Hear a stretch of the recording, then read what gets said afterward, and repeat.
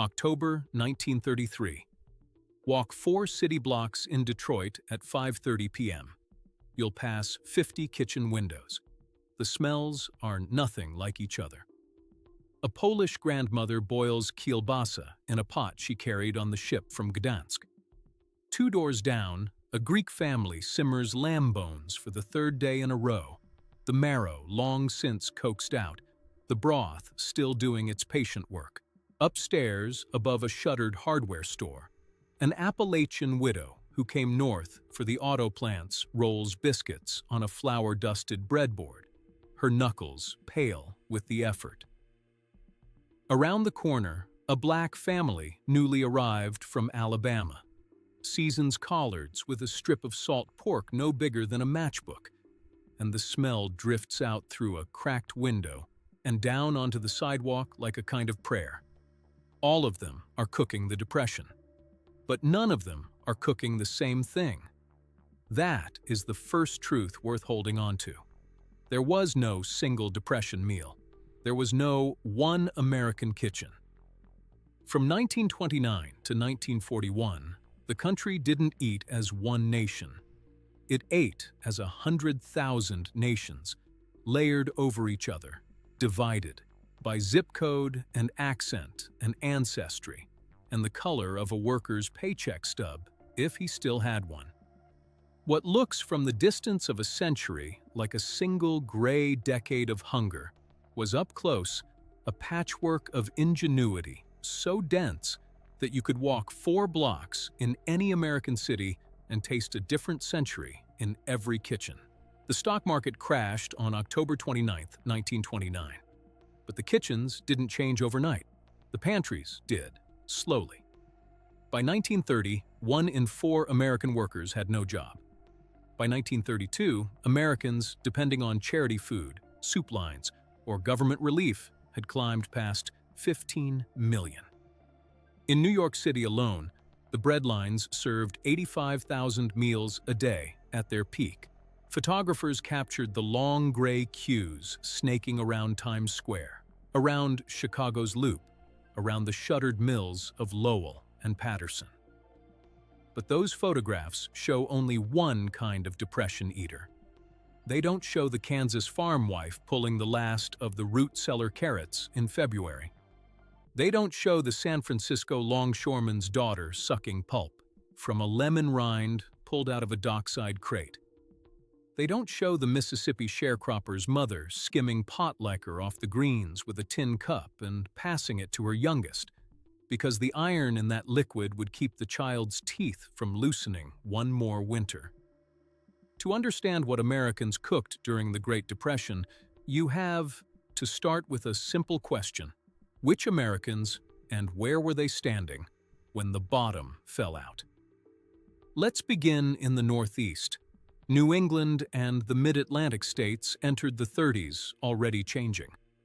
The old Yankee cooking of boiled dinners and cod chowders and brown bread steamed in a tin can was still alive in the small towns of Maine and Vermont. But the great cities had been remade by 40 years of immigration. In Boston's North End, Italian women stretched a Sunday gravy across a full week, starting with a marrow bone on Monday, adding a scrap of pork neck on Tuesday, until by Saturday the pot was a thin, red memory of itself poured over pasta, cut from flour and water alone, no egg. In the Lower East Side of Manhattan, Jewish families from Galicia and Lithuania made schmaltz from every rendered chicken, saved it in glass jars, and spread it on rye like butter. A potato could feed a family of 6 if you grated it, bound it with 1 egg, fried it in that schmaltz, and called it a latke. Polish and Ukrainian households in the coal towns of Pennsylvania lived on pierogi filled with whatever the garden gave up: cabbage, farmer cheese, a smear of plum jam in summer, when a pierogi could also be dessert.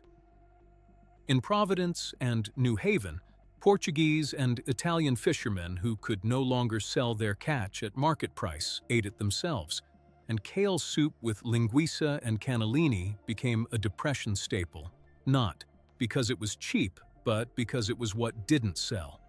Every one of these kitchens was stretching. None of them tasted alike. Now, walk south. The American South in the 1930s was still living in the aftermath of its own longer depression. The boll weevil had hollowed out cotton since 1915. Sharecropping kept millions of families, black and white, in a cycle of debt where the grocery man at the crossroads store was a creditor, not a neighbor. Southern Depression cooking was defined by what could be grown in a kitchen garden, foraged from the woods, or rendered from a hog killed on the first cold snap of November. Hog-killing day was not nostalgia. It was survival. A single hog, properly broken down and cured, could feed a rural family from Thanksgiving to Easter. Every part was used. The fat became lard that fried the next year's cornbread. The jowls and hocks seasoned the pot of beans that sat on the back of the stove from Monday morning until Saturday night. The trotters became souse. The intestines became chitterlings, cleaned over 3 days with lemon and vinegar, eaten with hot sauce, and an understanding that nothing God made was to be thrown away. Pot liquor, the broth left behind when greens had finished cooking, was a meal in itself. Poured over cornbread and eaten with a spoon, it carried iron and folate and the memory of West African one-pot cookery into every depression table it crossed. Mississippi Governor Theodore Bilbo and Georgia writer Julian Harris carried on a nationally published argument in 1931 about whether pot liquor should be sopped with cornbread or dunked. Huey Long joined in. It made the front page of the New York Times. In a decade when millions of Americans were hungry, pot liquor was important enough to argue about in print. Pause there for a moment. Let that sit. Because that's the thing about depression food that modern eaters miss. It wasn't just fuel. It wasn't just stretching. It was identity, argued over and handed down. A Southern black grandmother teaching her granddaughter to pull collard leaves from the bottom of the stalk first, to layer them with a fist-sized chunk of smoked neckbone, to simmer them slow enough that the porch chairs filled and emptied twice before dinner. That grandmother was passing down a technology. The kitchen was a schoolroom. The pot was the textbook. Move west across the Appalachian spine and the food shifts again. In the hollows of West Virginia, eastern Kentucky, and western North Carolina, depression cooking leaned on what the hills gave up. Ramps in spring, dug with a stick from the wet ground below the beech trees. Morels in April. Poke salad, the toxic young shoots of pokeweed, parboiled 3 times in changes of water until they were safe to eat with a scramble of eggs. Squirrel stewed with dumplings. Rabbit, groundhog, the occasional deer taken out of season with the full blessing of a game warden who had grown up hungry himself. Stack cake on birthdays and weddings, 6 or 7 thin layers of molasses cake with dried apple filling between each. The cake itself a communal event because every neighbor brought a layer. You couldn't make a stack cake alone. You could only make one if your community was still standing. In that sense, the stack cake was a census. As long as Appalachians kept making them, the hollows were still inhabited. The Midwest cooked differently still. The Corn Belt states, Iowa, Illinois, Indiana, Ohio, southern Wisconsin, had German and Scandinavian and Czech and Dutch bones under their English-speaking skin, and the Depression let those bones show. Hot dish came into its own in these years. A Minnesota farm wife in 1935 could build a hot dish from a pound of ground beef stretched, with oats, a can of cream of mushroom soup introduced by Campbell's in 1934, egg noodles or cubed potatoes, and whatever vegetable the root cellar still held. Layered, baked, fed to 8, and the leftovers eaten cold for breakfast. The casserole as we know it today. Pyrex dish, canned binder, carb and protein and starch all in one vessel, was essentially invented as a depression survival strategy in the farmhouses of the upper Midwest, and it never left. German Midwesterners made kuchen with sour cream and day-old bread. Scandinavian women in the Dakotas made lefse from leftover mashed potatoes, rolling it paper-thin on a floured pastry cloth and toasting it on a dry griddle until it bubbled and browned. Lefse was poverty food that tasted like a holiday. That trick, making a hard season feel festive by way of a single rolling pin, is the signature of Scandinavian Midwestern cooking in the 30s. Pattern interrupt. Before we go further west, a fact almost no one remembers. In 1932, the Ball Brothers Glass Manufacturing Company of Muncie, Indiana, published a new edition of the Ball Blue Book. It was a canning manual. It had existed since 1909, but 1932 was the year it exploded. Ball sold millions of copies through the decade. By some estimates, 9 million before 1941. Jar sales followed. Glass mason jars, in gentle decline through the 20s, as commercial canned goods took over the American pantry, suddenly roared back to life. Home canning in the Depression was not a hobby. It was an economic strategy. A farm wife in Nebraska in August 1935 might put up 400 jars of tomatoes, green beans, pickled peaches, apple butter, chow chow, and watermelon rind, and every jar was a hedge against a winter that might not otherwise be survivable. The clink of empty canning jars being set up in rows on a kitchen table in late July, the hiss of the pressure canner on the stove, the steam fogging the window over the sink. These are among the most intimate sounds of American domestic life in the 1930s. Now, the plains. The Great Plains in the 1930s faced a double catastrophe. The Depression came first. The Dust Bowl came on top of it.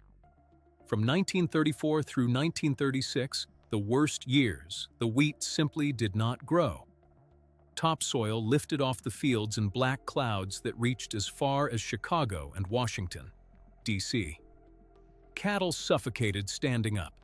A farm family in the Oklahoma Panhandle or western Kansas cooked, in those years, from a pantry that held almost nothing. Dried pinto beans, boiled long. Wheat flour from the last good harvest, stretched with cornmeal. Powdered milk from federal relief, reconstituted 1 cup at a time. Bacon fat, saved in a coffee can on the back of the stove, spooned out for every application.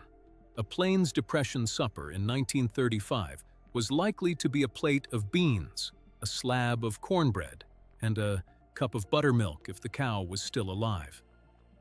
On the bad weeks, it was just the beans. On the worst weeks, it was cornmeal mush, 3 times a day, with a spoon of sorghum syrup for breakfast.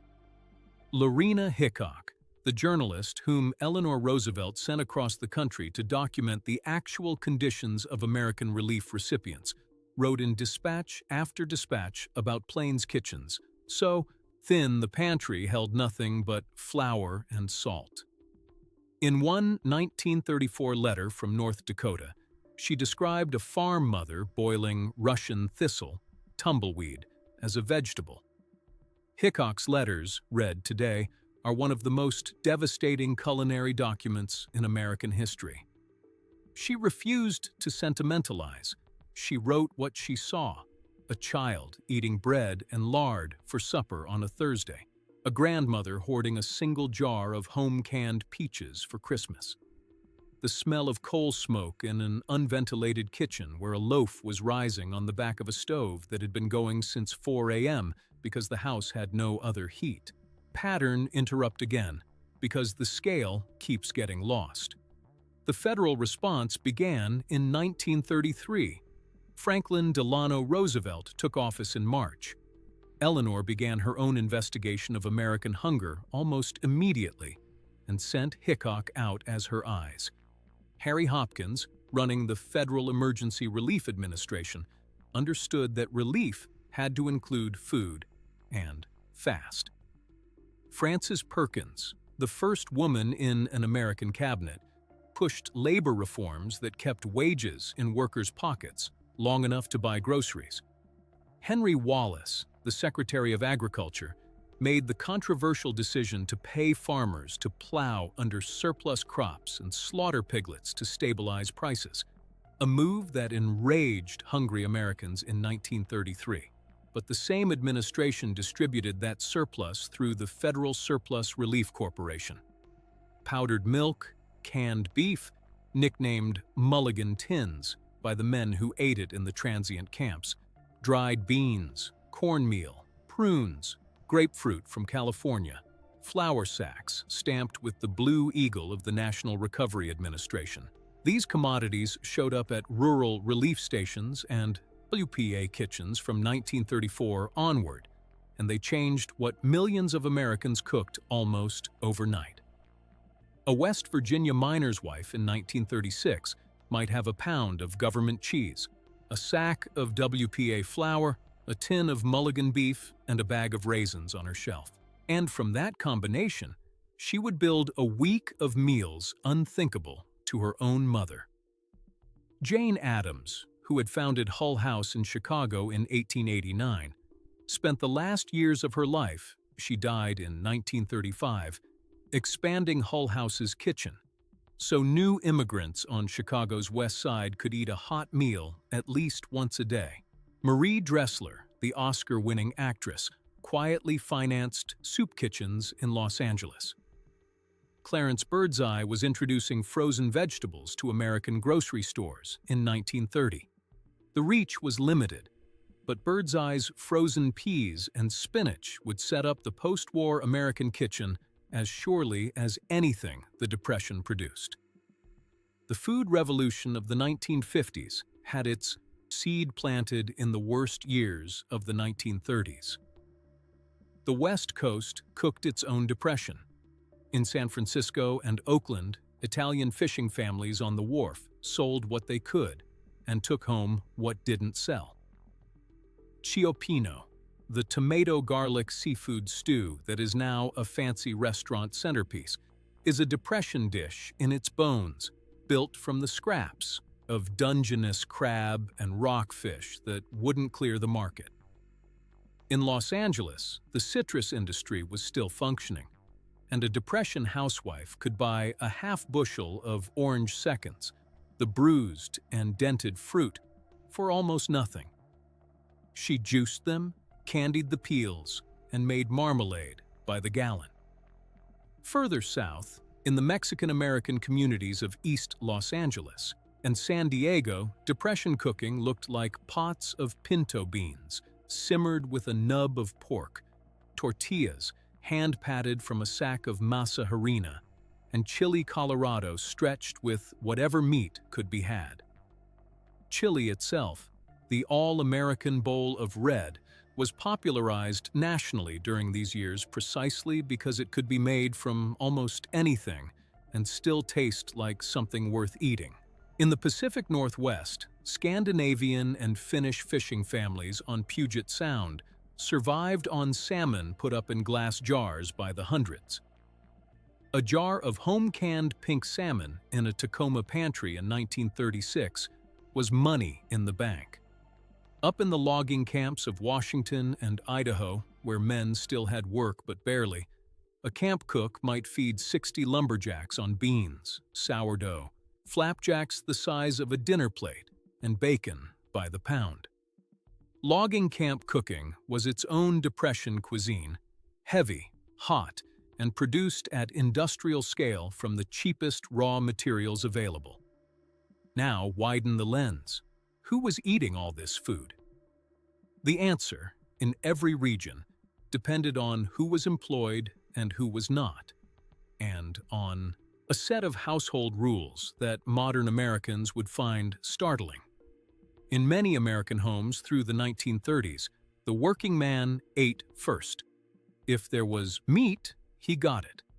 If the pot was short, his plate was filled, and the children's plates were filled with bread and gravy. The mother often ate last and ate whatever remained. This was a convention of survival that intensified when the paycheck got thin. Historians reading family letters and oral histories have documented it over and over.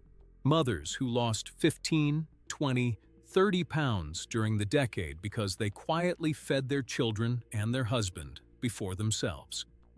For the unemployed, and at the nadir in 1933, 1 in 4 American men had no wage work. The food came from somewhere else. Bread lines in the early years, soup kitchens run by churches, charities, ethnic mutual aid societies, transient camps along the rail lines where men on the road pooled whatever they could beg or forage and cooked it in communal pots. A hobo stew in 1932 might contain a handful of potatoes, a sleeve of carrots lifted from a grocer's back alley, an onion, a can of beans, and if anyone had it, a scrap of bacon. The ladle was a tin cup. The bowl was whatever you had. In the worst months, mulligan stew was cooked in coffee cans over trash fires, and the men sharing it had not eaten in 48 hours. In the cities, Americans did something that feels almost unthinkable now. They kept livestock in their own homes. Chicken coops appeared in the backyards of row houses in Philadelphia and Baltimore. Rabbit hutches went up on Brooklyn rooftops. Milwaukee families kept a milking goat in the shed behind the tenement. Detroit opened up thousands of vacant lots and let families plant what were called thrift gardens on them. By 1934, Detroit had over 4,000 acres of urban agriculture inside the city limits. Cleveland, Cincinnati, and Gary, Indiana did the same. These urban gardens produced tomatoes, cabbage, green beans, squash, potatoes, onions, the foundation of any Depression pantry, and the harvest was preserved in those ball jars. Pause again, because the tactile reality gets lost. The heft of a cast-iron pot, full, taken down from the back of a stove by a mother who had not eaten since breakfast. The sizzle of fatback hitting a hot skillet. The slow click of a pressure canner's rocker valve, ticking out the minutes on a late August afternoon while the kitchen windows sweated. The soft thump of a loaf of bread turned out onto a floured board, smelling of yeast and coal smoke from the stove it rose beside. The clink of a communal soup ladle against the rim of a galvanized washtub pressed into church basement service. These sounds are the real archive of Depression cooking, and they lived in millions of kitchens at once. The middle class cooked too, and the middle class stretched.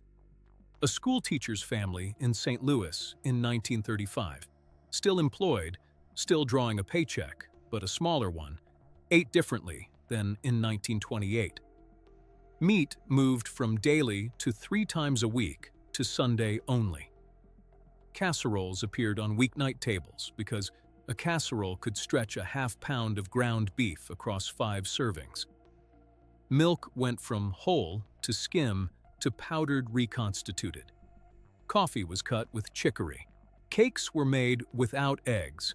The famous wacky cake, leavened with vinegar and baking soda and no dairy, is a Depression artifact of middle-class improvisation.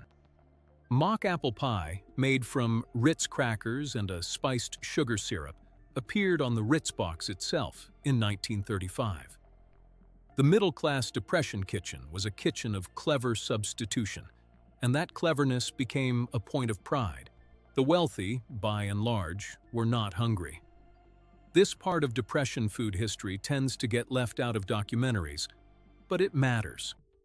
The top 10% of American households in 1933, and especially the top 1%, lived more or less as they had in 1928.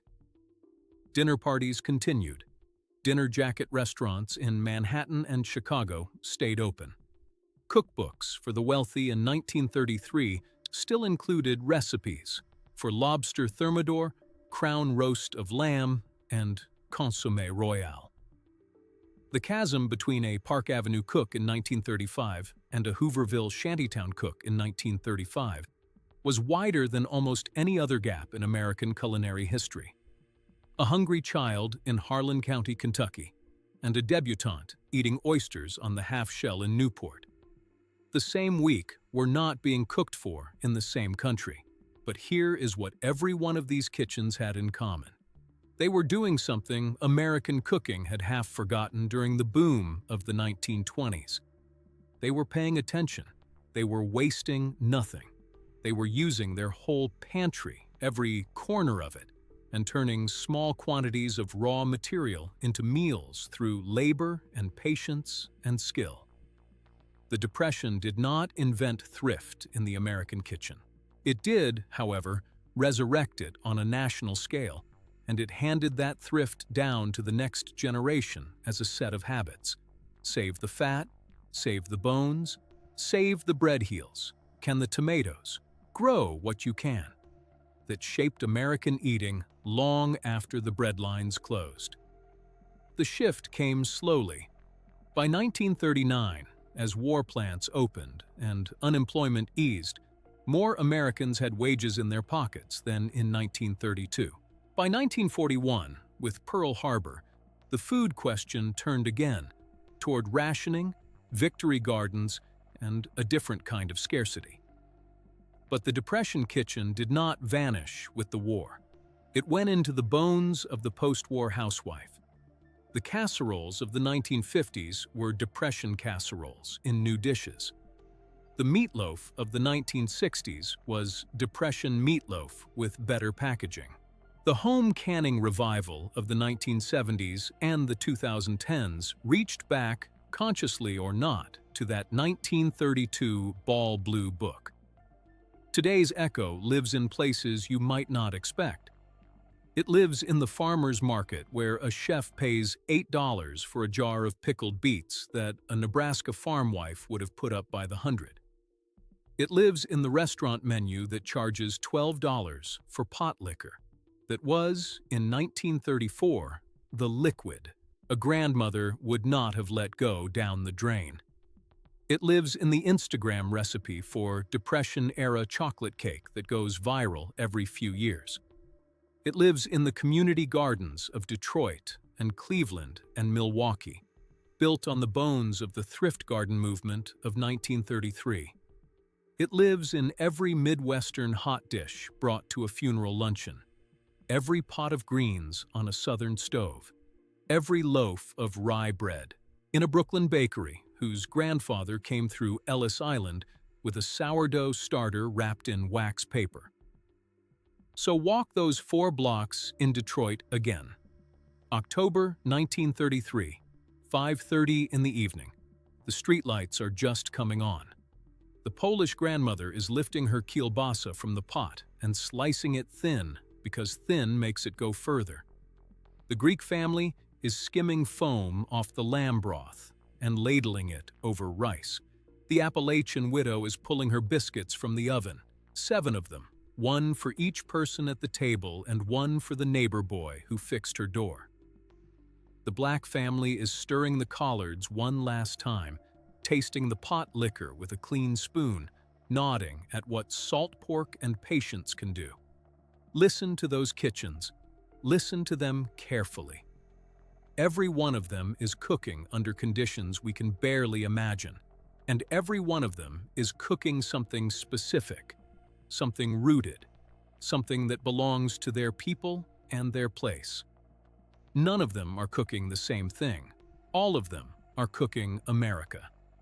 They invented modern American cooking under conditions we can barely imagine. The casserole, the one-pot supper, the home-canned pantry, the vegetable garden on the city lot, the meatloaf stretched with oatmeal, the chocolate cake without eggs, the pot of beans on the back of the stove from Monday to Saturday. Every one of those habits came out of kitchens like these, cooked by people whose names we mostly don't know and whose recipes were mostly never written down. The Great Depression did not teach America a single lesson about food. It taught 10,000 lessons in 10,000 kitchens all at once. And the echo of those kitchens, Polish, Greek, Appalachian, Black, Jewish, Italian, Scandinavian, Mexican, Portuguese, Yankee, Creole, and every other thread in the weave, is still the ground we stand on every time we sit down to an American table. Walk those blocks, smell those windows, remember those cooks. They are the reason we eat the way we do.